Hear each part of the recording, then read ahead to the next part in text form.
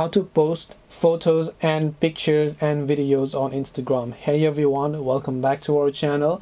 In today's video I will guide you on how you can post pictures and videos on Instagram, so make sure to watch the video till the end.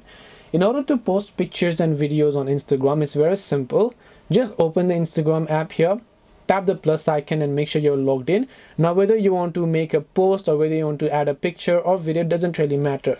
You can also tap on select multiple and then actually select pictures, and after that you can select videos as well. It doesn't really matter. The first one is going to appear as a photo, the other one as a video, or you can only select only pictures or you can select only photos as well.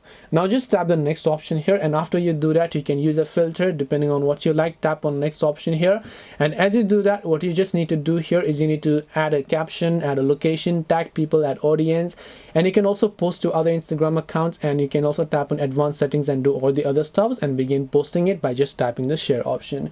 This way you can take and post pictures and videos on Instagram. Hope this video was very helpful. If you have got any more questions, feel free to leave them down below. Thank you for watching till the end of this tutorial, and see you soon in the next video.